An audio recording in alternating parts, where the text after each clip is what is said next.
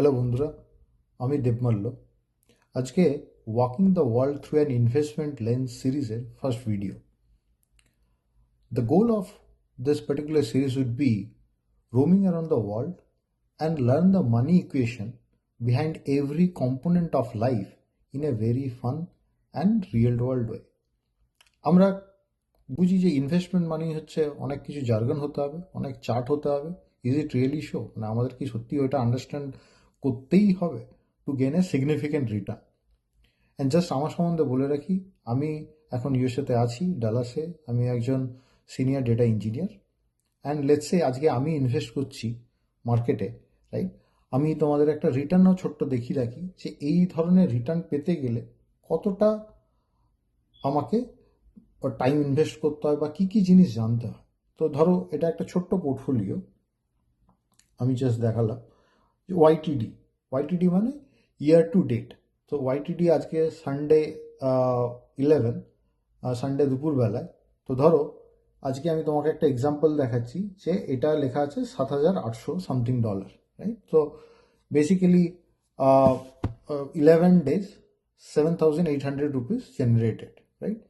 তো এটা কোনো ব্র্যাগিং না, but it's all about like আমাদের এটাই বোঝার যে এই ধরনের রিটার্ন যদি জেনারেট করতে হয় তাহলে আমাকে কি প্রচুর টাইম ইনভেস্ট করতে হবে, প্রচুর কিছু চার্ট সম্বন্ধে আইডিয়া রাখতে হবে, প্রচুর কিছু আমাকে ফিনান্স জার্গন বুঝতে হবে, নাকি আমাদের ইন্টারেস্ট থাকলে এবং অবভিয়াসলি মানে I have been investing in this particular domain for last 14 years. I started my journey 14 years ago এবং আমার এটাতে ইন্টারেস্ট আছে এবং সেই জন্যই মানে কি বলবো, আমি কন্টিনিউয়াসলি এনগেজড আছি।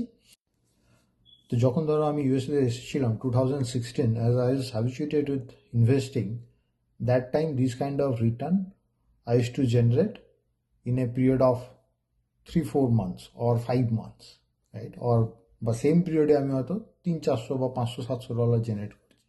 সেখান থেকে within this span of time 7,000 or 8,000 or what ever, right? এই যে জার্নিটা, এই জেনারেশনের জার্নিটা, এটা খুব মজাদার এবং it is a learning curve আমার জন্যে। এবং আমি বলবো না এটার জন্য যে খুব বেশি বিশাল কিছু জানতে হয়। হ্যাঁ, আমি ডেফিনেটলি চার্ট দেখি, অবভিয়াসলি। লেটসে মানে অ্যাট এ গো কোনো একটা ইনভেস্টমেন্ট যদি একসঙ্গে 20,000 30,000 বিগ অ্যামাউন্ট যদি করি তখন অবভিয়াসলি মানে একটু বেশি দেখতে হয়, বাট নট অলওয়েজ। এটাই হচ্ছে ব্যাপার। তো আমাদের এই সিরিজের থ্রু দিয়ে আমরা কি বুঝবো যে how the world compounds through the streets, people and time. আমি আগে যেরকম মানিকে দেখতাম, and now I observe money differently in daily life. তো এরপরে আমরা বিভিন্ন জায়গায় ঘুরবো অ্যারাউন্ড দ্য স্ট্রিট। আমরা জানতে চেষ্টা করবো যে কীভাবে বিজনেসেস আর গ্রোয়িং। এখানে further down the road there is a shop called Costco. It's a big giant. So what is the business mantra behind this particular shop, right? At the same time, we'll get to enjoy the scenery of different places. আমরা এগুলো বুঝবো। আরেকটা জিনিস আমাদেরকে বুঝতে হবে, as we are working hard, hour money should also work hard. মানে passive মানির কথা বলছি, with the compounding power. As time is moving forward, আমাদেরকে প্যাসিভ মানি গ্রো করাতে হবে উইথ টাইম। আর যদি আমরা সেটা না করাতে পারি তাহলে আমাদের সোকল যে ফিনান্সিয়াল ফ্রিডম জিনিসটা আছে সেটা কিন্তু আমাদের অ্যাচিভ হবে না। সো এই বলে আমি শেষ করলাম। See you next time.